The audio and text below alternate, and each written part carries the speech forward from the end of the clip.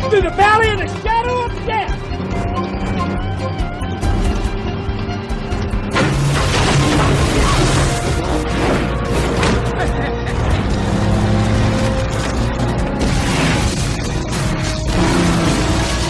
I will fear no evil.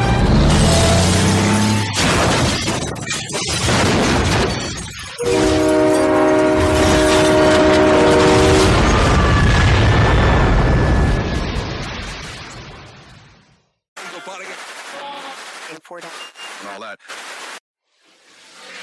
Hello. Hi! You know, I started on cleanup just like you guys. But now, see, I'm washing lettuce. Soon I'll be on fries, then the grill. A year or two, I make assistant manager. And that's where the big bucks start rolling in. Just 2 years, eh?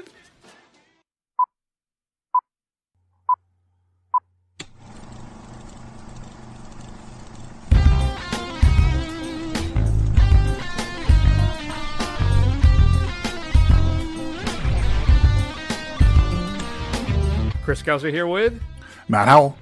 This episode of The First Run. Matt, Smooth Operator Howell, and I, well, I think we may finally have found the show that will make Matt quit. Because I made him watch a Japanese drama about a guy getting chauffeured around Hiroshima for 3 hours. That's right. It's the highly regarded Best International Feature frontrunner, Drive My Car.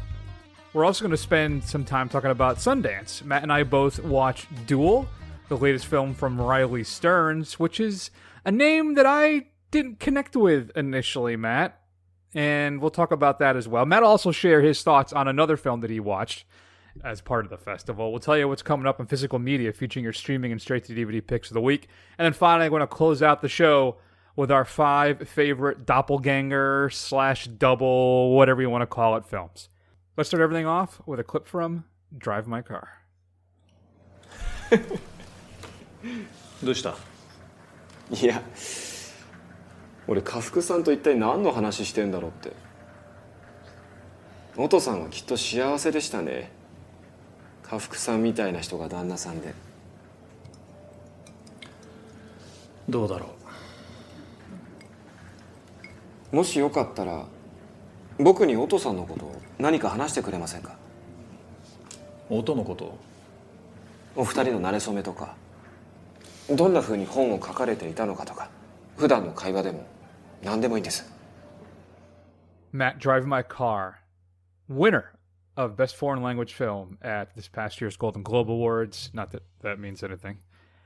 Frontrunner for Best International Feature, allegedly at the Oscars. So, sounds like it's going to be pretty good. Why don't you tell the fine folks, what is Drive My Car all about? So Yusuke Kafuku is a stage actor and theater director who, after the death of his wife, is still unable to cope with it after a few years, so he decides to go to Hiroshima to direct a version of Uncle Vanya, which is just should really give you a clue of what you're in for this film.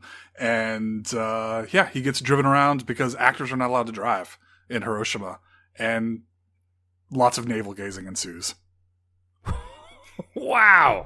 All right. I think we know where Matt's going to land on this one. Listen, Matt, it's 3 hours long, and I love that your message to me is, this is 3 hours long.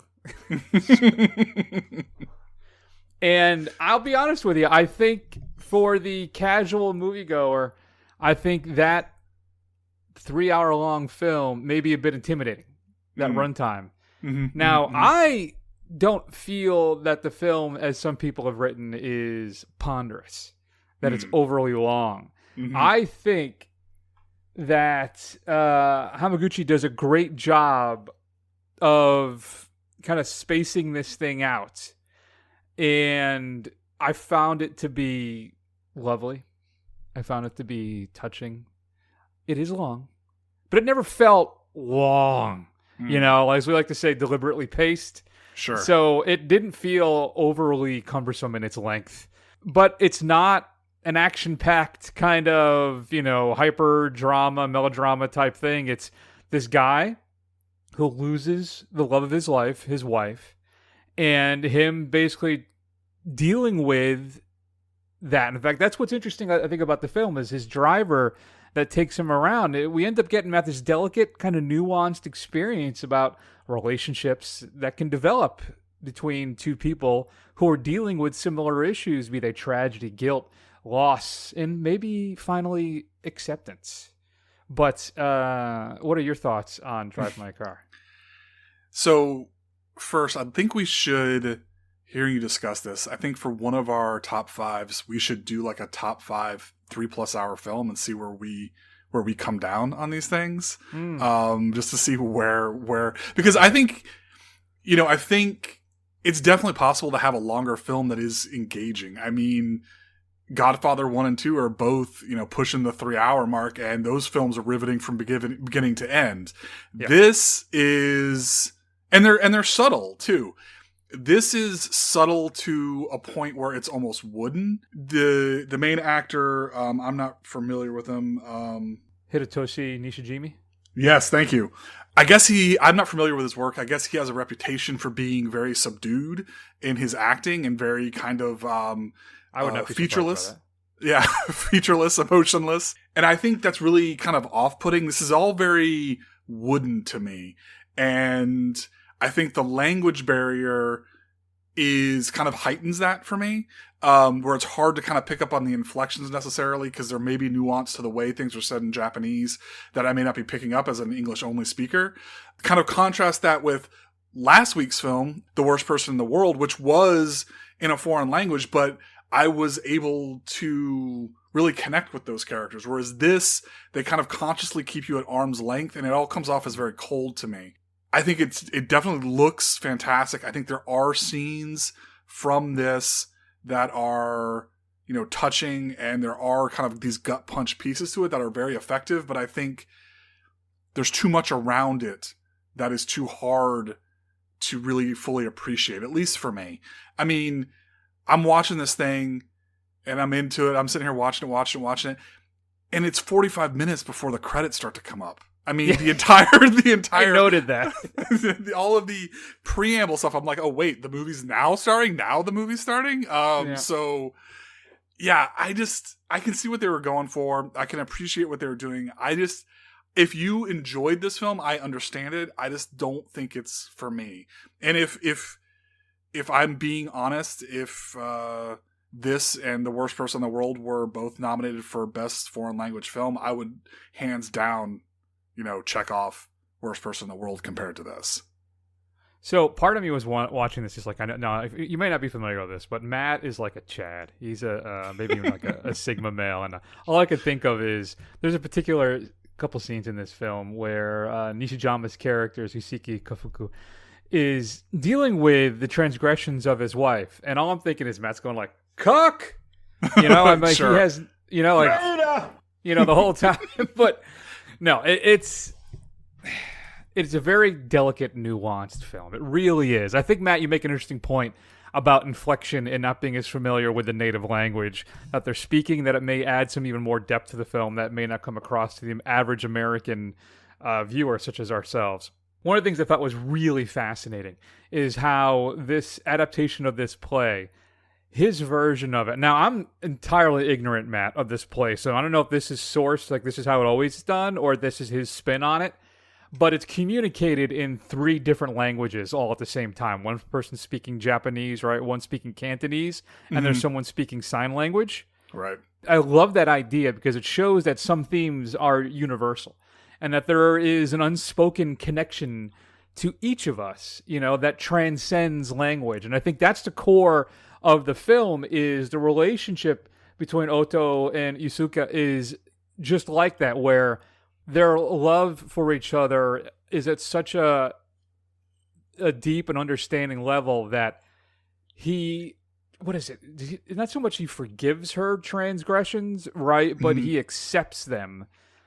Because it's, I guess, part almost of her creative process. And there's this devastating scene, I think, between Yusuke and what's his name? Is it Koji? In the car, where they're sharing this story because they both have this relationship with Ota.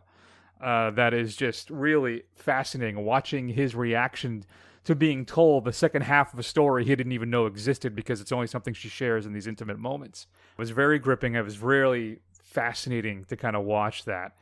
And those relationships and those feelings can kind of transcend, again, just general language and how we relate to each other. There are core truths to who we are as people, which is something I think is captured, and I may be inclined to agree with you, better in The Worst Person in the World that we discussed last week. So I did enjoy this, I think maybe a little bit more than you, but I'm inclined to agree with your assessment that if I had to choose one or the other, I probably am leaning towards Worst Person in the World over this.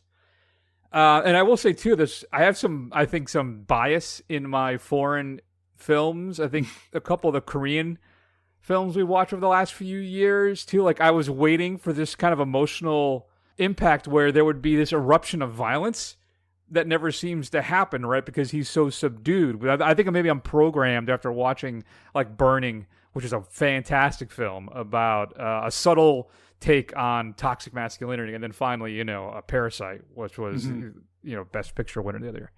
So, but obviously none of that ever happens. This is a much more contemplative film. I will say, too, I'm not sure the ending has the emotional impact that Hamaguchi is going for. At least not for me. Maybe it does for other viewers, but I think that the rest of the film has this deep, kind of rich emotional journey that we go on with these characters. And that is rewarding enough, even if I think the finale doesn't really pay off for me, that I think maybe he's going for when they go to her former home. But I will say I found the coda of that perhaps sweeter and relays a more, I think, positive message. And I think was really deeply needed to alleviate a lot of the prior sadness that we experienced throughout the, almost 3-hour running time of this film. Mm-hmm. Yeah, I agree with you. I think there are things to like in this, and I'm not going to begrudge you, anyone who thinks this is one of the best films of the year. I can see where you're coming from. I just can't connect with it the same way that a lot of people are. But I don't think it's a bad film by any stretch. No, I agree. It's just that, there's just that. That's how rumors get started. You're putting stuff out on the internet. Next thing we know, canceled. Fair. Matt, Driving My Car is currently playing in limited theaters all over the country. You got to go to your art houses. I'm going to give it, I think, an A-. I gave Worst Person in the World an A. I believe you did as well. Yeah. But I'm going to give this one an A-. So clearly I'm on the same board with you, but let's find out right now, how divergent are we here? Yeah, I think it's a good film, but I think it's a B film. I don't think if it wins the Oscar, I'll be disappointed. There's some people saying it could do a sweep of international and Best Picture as well. That's crazy to me. Connecting with certain critics that deeply, which... All right, so what'd you give me again? I'm sorry, I didn't write it down. B? B. A B. B, as in boisterous. Good times. If you had a chance to see Drive My Car, shoot us an email at feedback@thefirstrun.com. Matt, coming up on Physical Media this upcoming Tuesday, February 1st. Holy cow. February 1st. I always like to hit that R, too. February. Sibilance. Probably a film that is just drowning in nostalgia. In fact, one of the special features is called We Got One, Easter Eggs Revealed, as if the whole film basically isn't one long Easter egg.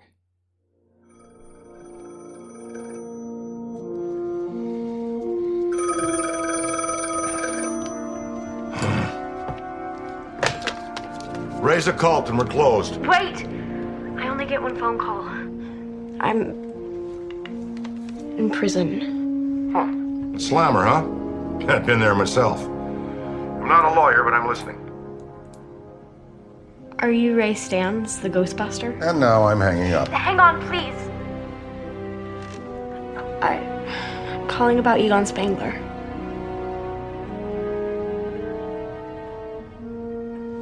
Egon Spangler can rot in hell.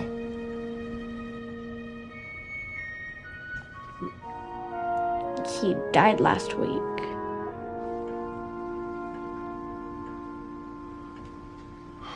Oh, man.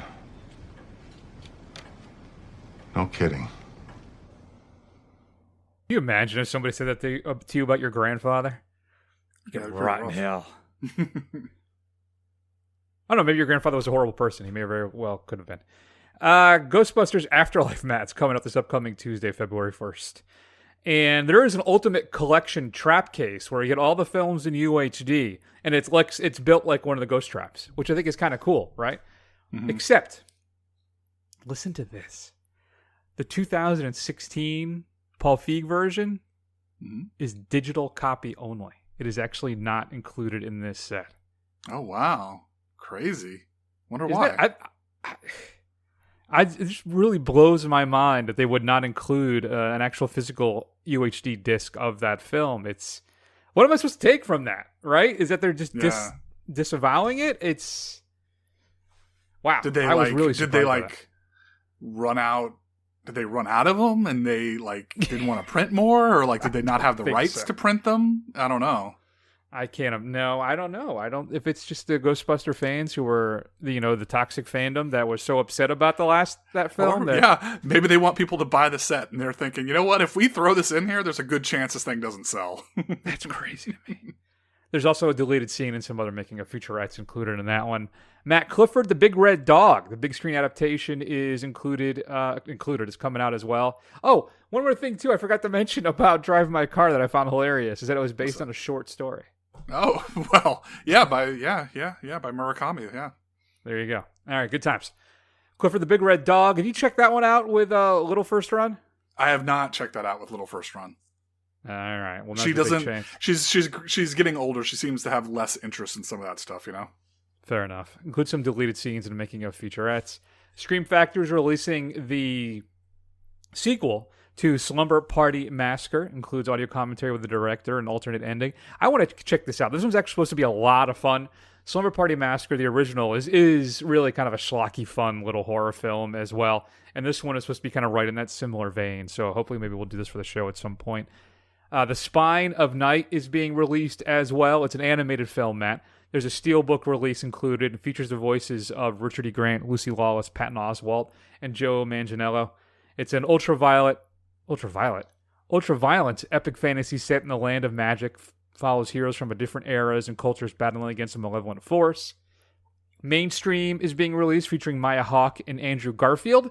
And this cautionary tale, 3 people struggle to preserve their identities as they form an eccentric love triangle with the fast-moving internet age. Sounds like a movie that should have come out in 1998 or something like that. Right. Shudder is releasing Superhost. With their follower count dwindling, travel vloggers Teddy and Claire pivot to creating viral content around their most recent Superhost, Rebecca, who wants more from the duo than a great review. Includes some bloopers and making of information. Criterion is releasing Written on the Wind to kick off our new to Blu-ray section, featuring Rock Hudson, Lauren Bacall, and Robert Stack. Get a brand new 2K restoration of that, a 2008 documentary featuring archival interviews, a new interview, and more. Kino Lorber is releasing a bunch of stuff, Matt. A 2-pack of FX and FX2 about that movie special effects guy who gets hired to take out the mob. I've never seen any of those, though I think they were pretty popular in the 80s, weren't they? Yeah, I did remember seeing the second one in theaters for some reason. They're not particularly good. Fair enough. Despite Brian Dennehy. Also, the Preston Sturges film, The Great Moment, is coming out. It's the saga of W.T.G. Morton, the 19th century Boston dentist who, after inventing the first truly effective anesthesia, was forced to give up his proprietary interest in the invention and ended up dying in poverty and obscurity. Capitalism. The Bob Hope film, Monsieur Becquier from 1946 is being released. I'm sure I nailed that. Brand new 2K restoration of that one. They're also releasing Hope's Where There's Life from 1947. I'm going to leave that in there as a treat for you guys. I'm not going to edit that out because I am real. I am an authentic person who makes mistakes. Sandpiper is releasing Under Fire, featuring Nick Nolte, Gene Hackman, and Joanna Cassidy. Nicaragua, 1979. Star photographer Russell Price covers the civil war against President Somoza. Facing the cruel fighting, people versus army, it's often hard for him to stay neutral. When the guerrillas have him take a picture of their leader, Rafael, who's believed to be dead, he gets drawn into the happenings. Matt getting a 30th anniversary Steelbook release. No UHD, no new scan, but a Steelbook release. 30 years. Wayne's World. Holy God. There is also a 2-pack, including Wayne's World, Wayne's World 2. No steelbook for that. No new transfer for either of those. They're just re-releasing that in a 2-pack. 30 years. UHD releases. Almost Famous is getting a UHD release. The Mad Max Anthology is being reissued with a corrected soundtrack, as well as a single release of the Road Warrior. So the issue we had, Matt, is that the audio track in the Road Warrior was broken. There was something wrong with it. Mm-hmm. The Atmos mix in the disc included a number of sound effect revisions in the 5.1 and 2.0 options. Rather than being previously their original sound mixes, they were simply what's referred to as fold downs of the Atmos mix. They don't know if the Atmos mix is being redone as well, but that the 5.1 and 2.0 mixes will have the correct original sound mixes on the replacement discs and not the, folded down or compressed or whatever it is version of the Atmos mix instead. Your straight to DVD pick of the week. I have to keep doing it. If they keep coming out, I promised I would. Deadlock. Bruce Willis stars as Ron Whitlock, a wanted criminal leading a team of mercenaries on a mission of vengeance. Convinced that the government is working against them, the merciless group brutally seizes an energy plant and holds everyone inside hostage. With a nearby town on the brink of massive flooding and destruction, it's up to one retired elite Army Ranger, Mac Carr, played by Patrick Muldoon, to save thousands of innocent lives before it's too late. Oh, Bruno. Matt, what should we be streaming this week? So I'm going to recommend a crime series that is wrapping up, starring Jason Bateman, called Ozark, where a money launderer for the mob finds out that his partner was stealing from them, and he is now forced to, well, not even the mob, cartel, basically flee and work off his debt in the Ozark region of Missouri with his family. It's a pretty good little crime film show. It's available on Netflix. The 4th season just came out, and it's the last one. So sit back and watch them all. I have not seen a single episode of that show. I hear it is pretty good. Mm-hmm. Not great, but has some great moments. Yeah, it's not like Breaking Bad or Justified great, but it is pretty good. It's worth a watch.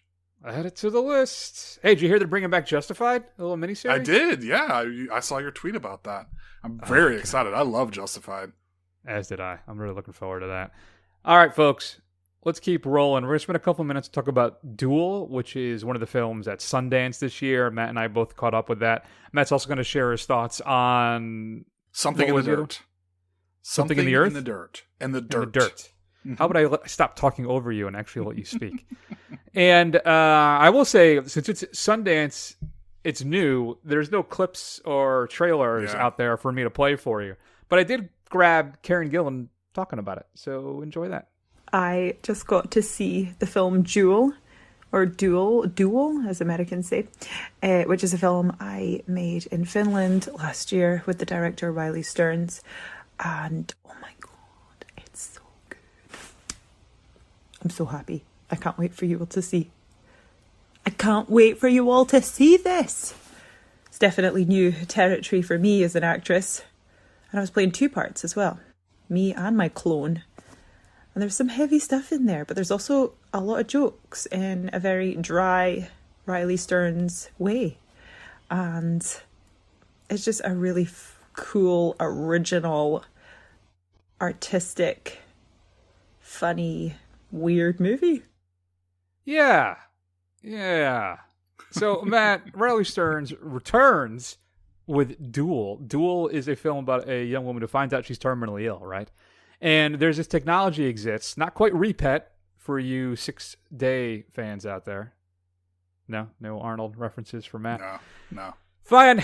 Anyway, you could actually have a clone of yourself made to then help your family, so that you're still around. Your family and friends still have you there because you've cloned yourself. Mm-hmm. And then she finds out that, you know what?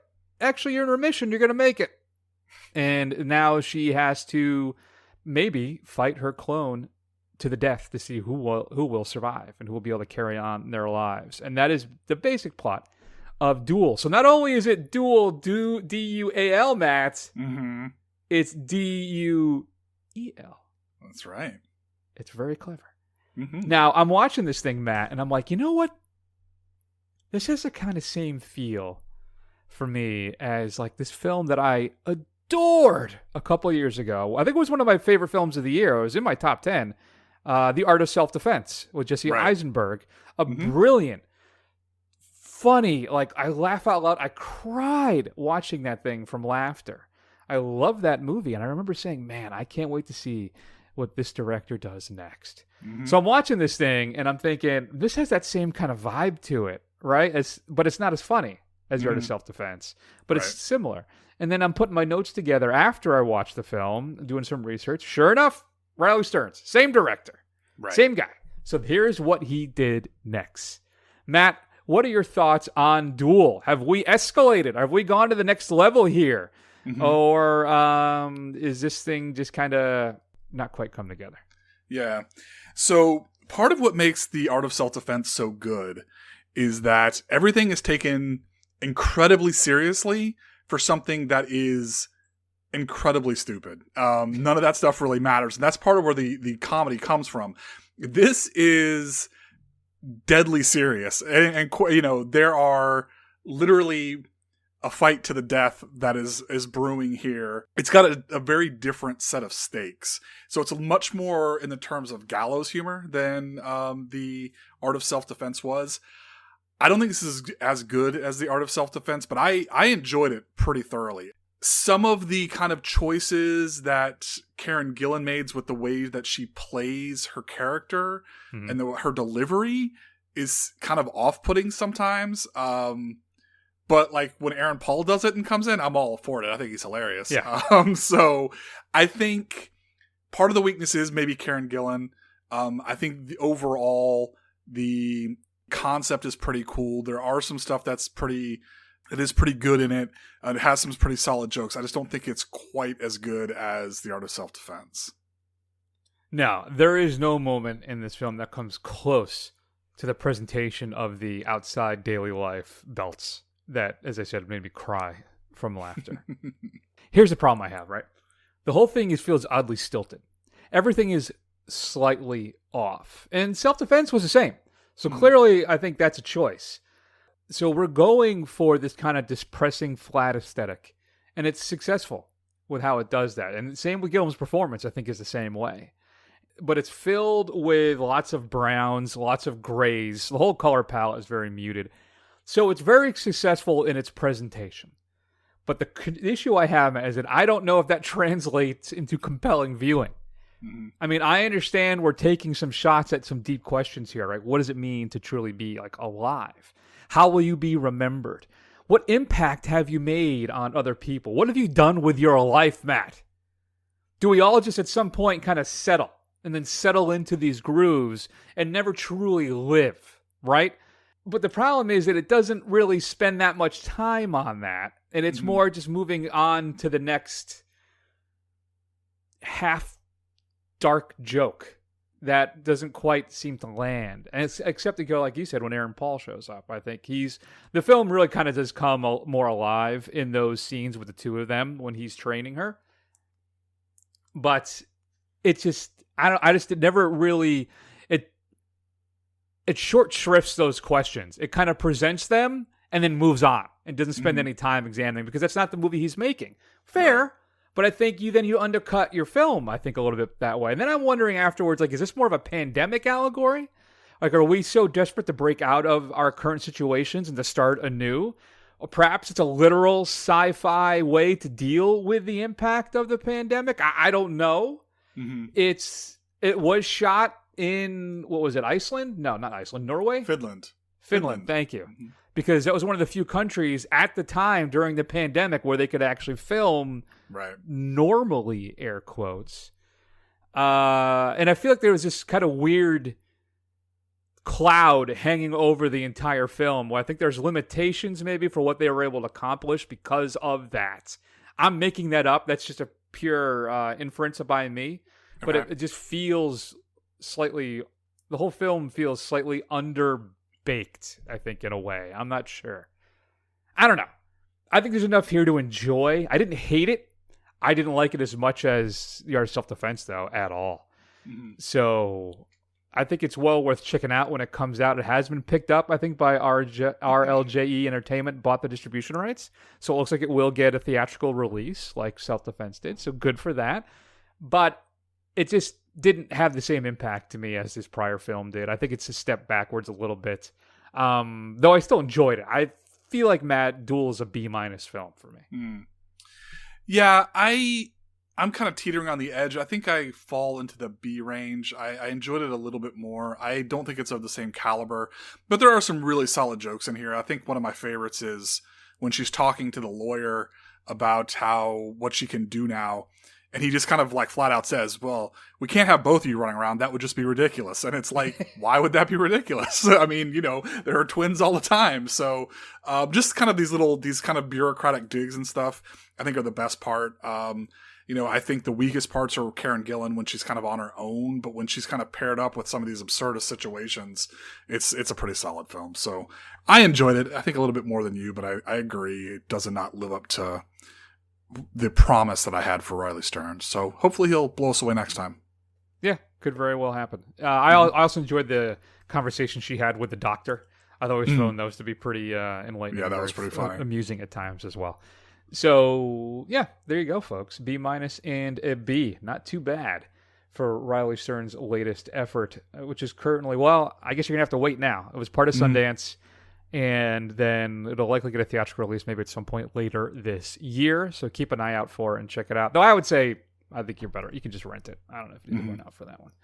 All right, Matt, what else did you see then at Sundance? Share your thoughts on that. So I managed to catch one more film. It's called Something in the Dirt, the latest film from Justin Benson and Aaron Moorhead, the writing, directing, acting duo who brought us Spring, The Endless, Synchronic, with Jamie Dornan, which I have not seen. But they have this kind of weird, out there, kind of sci-fi, cosmic horror type aesthetic with these things that are going on. And I really enjoy their films, so I wanted to check this one out. And this one is about basically Justin Benson plays kind of this drifter guy who lives in Los Angeles who rents this apartment sight unseen with no lease as he's on his way out of the city, strikes up a conversation with his neighbor played by Aaron Moorhead. And while they're in his apartment, something supernatural happens. And they decide that they're going to make a documentary documenting these things. And what kind of goes from there is like a kind of an unraveling of the two of them and kind of bringing out their worst natures and how they kind of interact with each other. There are parts of this that are a little dense, especially when they start getting into these kind of theory crafting sections. And there's this whole kind of meta story about, the end result of their work and kind of how all that plays out. I think it kind of bears repeat viewings, I think, to kind of really grasp it like many of their films do. But if you're into that kind of head trip, X-Files, things are not easily explained and you're kind of left to make your own decisions about what really happened type of sci-fi, this is for you. I think it's a pretty solid entry into their oeuvre. Interesting. Would you give it a grade? I'm just going to go across the board here, make it a triple crown. I think I'd give it a B. There you go. Yeah. It's not as good as some of their other ones. I still think I like Endless and Spring better, but it's pretty good. Yeah, I'm familiar with Spring. I heard that's quite good. I have not seen that either. I haven't seen any of their work, so. Yeah. I think Spring was on Shudder, so you can check that out there. The Endless might be on Prime. Okay. Look at that. Thanks, man. Mm-hmm. What are your thoughts if you've had a chance to see all those films? Shoot us an email at feedback@thefirstrun.com. Matt, let's spend a few minutes then and close out the show and discuss our 5 favorite doubles or doppelganger movies, whatever. We're going to play you the trailer from a movie, Matt, that was very influential on me for a particular reason back in the day. Holly has found someone new. Sorry I scared you. Someone very secret. It's very romantic. Someone who hides from us all. Another self, a deeper, darker side that is capable of the unimaginable. Fear, anger, hatred. The darkest, most primal part of her no longer hides inside. Look, just don't touch me. Don't confuse me with her. She may look like me, but she's not me. It has awakened and taken control. It's probably forced out by some kind of trauma. What does it want? Somebody attacked you, all right? And now, the only thing she has to fear is herself. Ooh, that sounds terrifying. Matt, that of course is the 1993 film Doppelganger, featuring a young Drew Barrymore desperate to break out of the I'm a child actor phase. So she does this little run of these pseudo-erotic kind of thrillers. She does Poison Ivy, right? Yeah. She'd done the Amy Fisher story.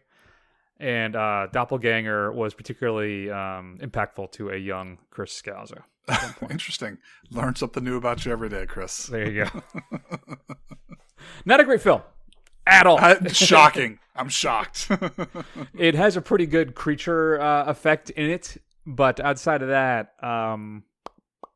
nope. Did one of the Poison Ivies have Alyssa Milano in it? I don't know. Part 2. Part 2, okay. Then I remember Jamie... What's her name? Jamie... Yeah, Kennedy? I know who you're talking about. Yeah, no, Jamie that's Kennedy's a very different person. That's very different. Jamie Presley. God, man. 90s me would have been very disappointed in me right now. Huh? I think she did part 3. There's still a fourth one, I think. Wow.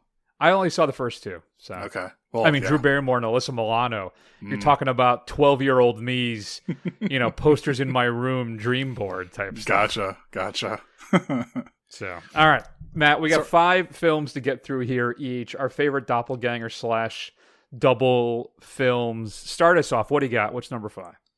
All right, so number 5 is going to be the 1970s version of Invasion of the Body Snatchers. I think the kind of way that they use it and the kind of constant guessing of whether somebody's been replaced or not with the creepy Donald Sutherland and the creepy Jeff Goldblum, who are always creepy in general. So, do they become more creepy if they get replaced? I thought it was a pretty solid entry into the Invasion of the Body Snatchers canon, I guess. Do you want to call it that, with the 4 versions of the film? Previously, at one point, there were no bad versions of this film until Nicole Kidman and James Bond's version there, Daniel Craig's. That movie is not good. Pretty bad. That's not good at all. It's funny too, though. What's so perfect about that franchise? Well, maybe I'll talk about it later. My number 5, then. Go ahead. I want to say one thing though to our loyal listeners. I know I just gave you one. That's not a huge thing, but a lot of these films are going to be older. But just remember, guys. Some of these films we're talking about, the entire basis of the film is whether this thing is real or not. And I don't want to spoil anything for you guys. So if you're concerned about 20, 30, 40, 50-year-old films being spoiled for you, just keep that in mind. Fair enough. My number 5, then, it's funny, is the doppelganger double thing. I don't want to talk too much about it because I think even it making my list spoils the movie, Matt, just like you said. And one of the most iconic scenes of the past 20 years for me, because it's David Bowie as Nikola Tesla walking through a field of lightning. It's just so cool. Of course, It's Christopher Nolan's The Prestige. I'm going to avoid discussing it basically, but you have 2 magicians who are trying to one-up each other and to come up with this greatest final act to see who the greatest of the 2 of them is. Hugh Jackman, Christian Bale, Michael Caine, Scarlett Johansson, of course, I said Bowie as Tesla shows up at one point.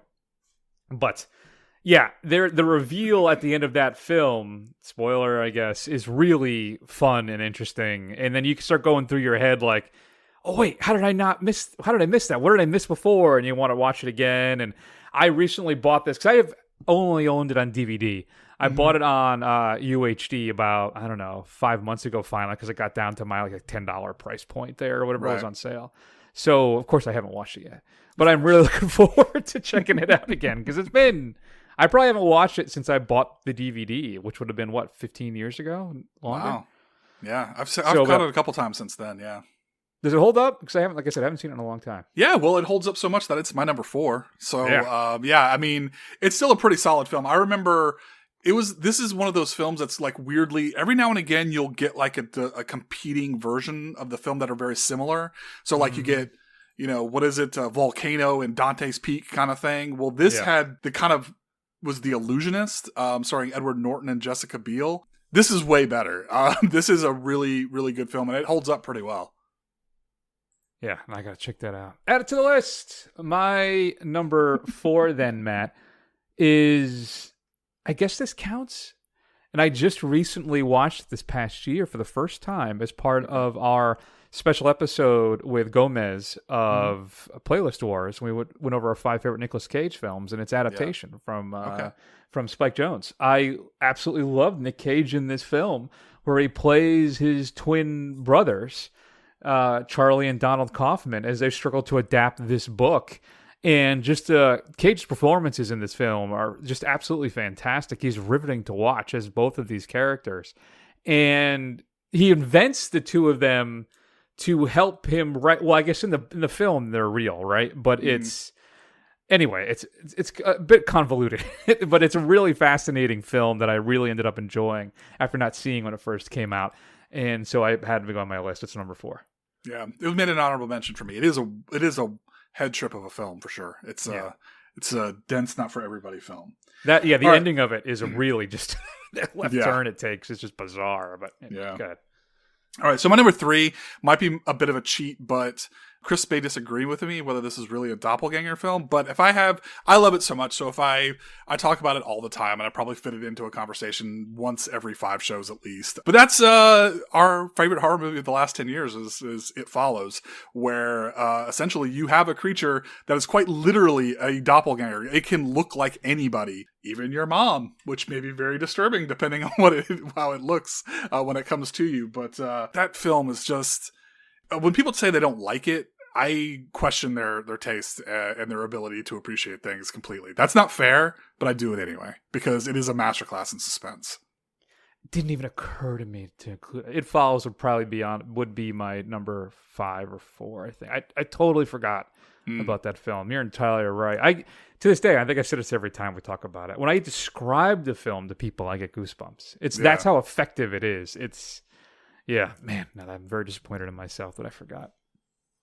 My number 3 then, Matt. I think I talked about this film a couple months ago, but it's the Polish director Andrzej Zalewski's Possession from 1981 with Sam Neill and Isabel Adjani, and about this. He's a spy, basically, Matt, who comes home after his long mission, and his wife Adjani wants a divorce, which there's something off and different about her, and it is just a crazy film. It's a cult classic basically now.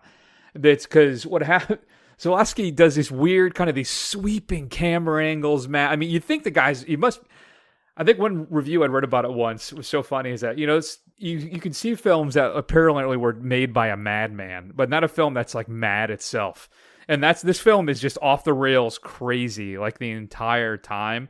But it just kind of sucks you in for the ride. Like these sweeping camera angles where he routinely like rotates the camera around people as they're talking, or they'll just zoom and glide around a room while they're talking to people. People will have these calm conversations and erupt into these almost psychotic mannerisms. It's a crazy film, but it is one of the most weird, crazy, and disturbing kind of psychological horror films you'll ever see.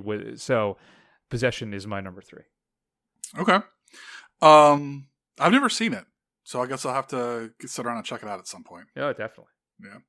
All right, so my number 2 then is, just even saying this is in the list is a spoiler, so maybe stop for like 45 seconds and then can pick it back up, is Duncan Jones's Moon, starring Sam Rockwell as a guy who his job is to be on the moon and do moon rock stuff. Mining is what he's doing, and sending it back. He's got a friendly AI, unfortunately voiced by Kevin Spacey, but at least you don't have to look at him. And it's a good mystery. I put this on when we were all sitting around at my parents' house one day, and the fact that my 60, 70-year-old parents enjoyed this movie should really show that has a wide, broad appeal that people can like. It's a really good sci-fi burner. Yeah, I love The Moon. That's a good pick, Matt. So my number 2, then, I'm shocked how high it was on your list, is 1978's version of Invasion of the Body Snatchers. Few films captured the paranoia of its time like Body Snatchers did. I think the Parallax View, perhaps, and then was it Night of the Condor, I think, does as well, really well. But Body Snatchers, it probably is the head of the class for all of that stuff. So not only is it politically relevant and has a lot to say about what's going on in the country at that time, it's also scary. It's really unsettling. It's very uncomfortable. And it is a fantastic film with wonderful performances. Invasion of the Body Snatchers from 1978. It's my favorite version of all of them. And I don't know, it's just one of those films that you just get sucked into, and it's endlessly enjoyable. I've probably watched it a dozen times, and I never tire of it. I have it on Blu-ray. If it gets cheap enough, I may get that UHD, because I think the review of it is supposed to be really good. I mean, that's how much I love this film, so it's my number 2. All right. Well, I gotta think we have the same number 1, Chris. So my number 1 is Alfred Hitchcock's Vertigo. Yes. What about you? Yes, it is. All right. So I think it's really the only answer, because Vertigo is one of Hitchcock's, of his many incredible films, is one of his best films. It is an absolute classic, and just kind of, again, I don't want to give too much away, but Jimmy Stewart is fantastic. All I can say is you don't want Jimmy Stewart in Vertigo trying to save your life, because he's not very good at it. But there is, there's a good, incredible twist in this, and it is just a masterclass of how it's pulled off.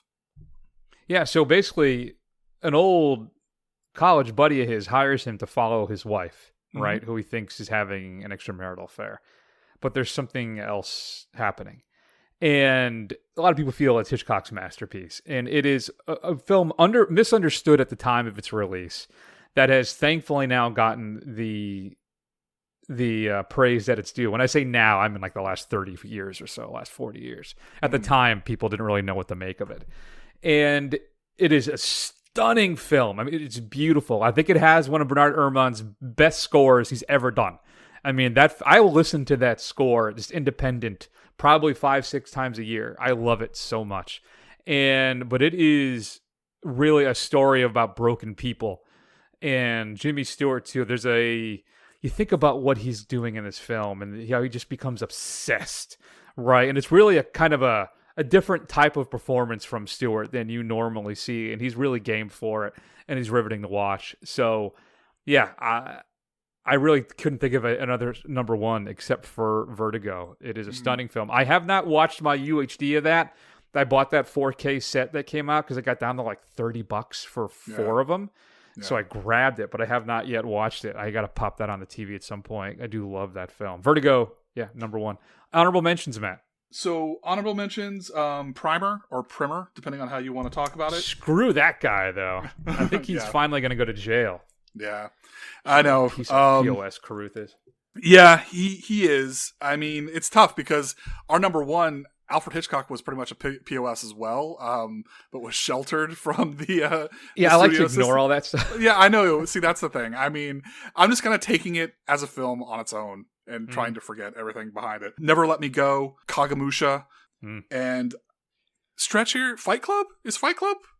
I mean, I have a weird relationship with Fight Club because of how people kind of miss the point and interact with it these days, but I still really like that film. That's interesting. I don't know. It's not really a double per se, but whatever. Fine. I bought that. I always had that on DVD, and I bought that on Blu-ray when I was traveling recently because it was like $2. And I'm like, wow, I'm waiting for a UHD. How long is that going to be? So I just thought it's $2. Let me get the Blu-ray. But it's interesting when I was doing that. As a little side note, Matt, is how bad we've gotten, for the most part, the studios, with packaging.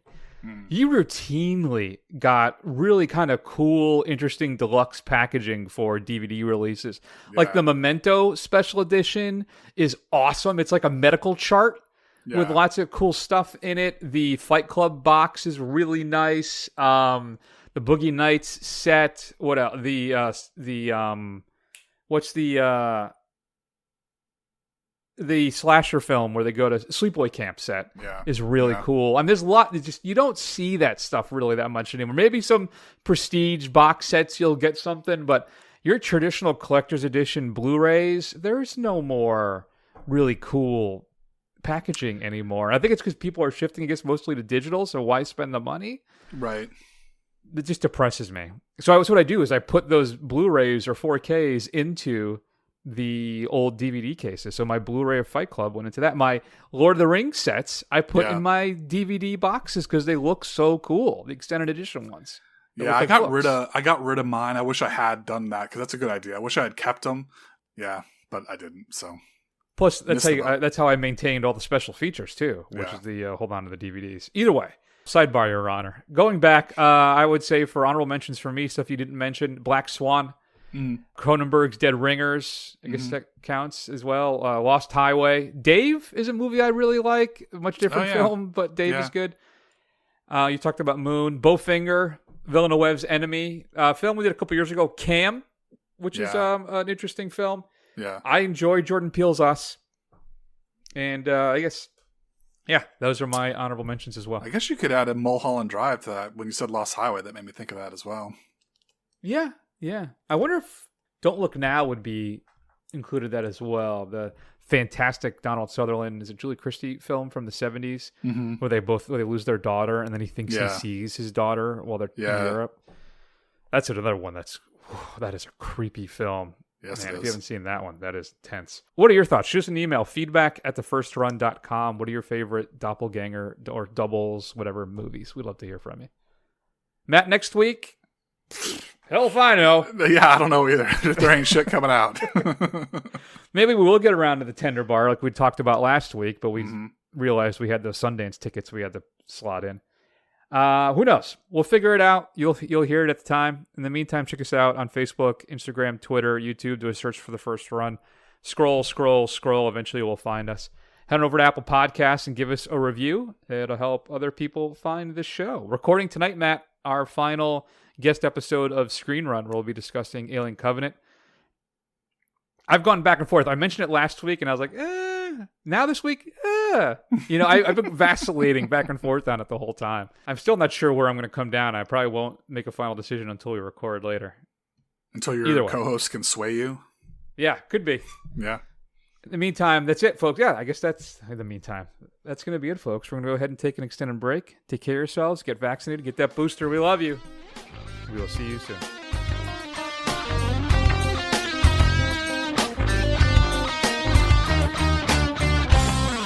Sometimes I wish I could boldly go where no man's gone before.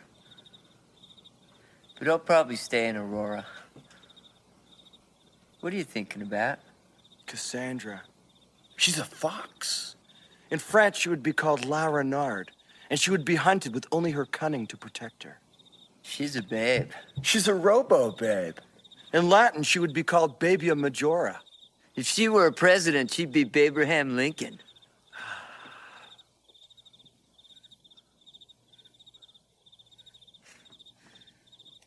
Did you ever find Bugs Bunny attractive when he'd put on a dress and play a girl bunny?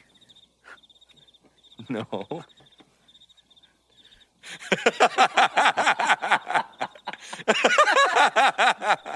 No.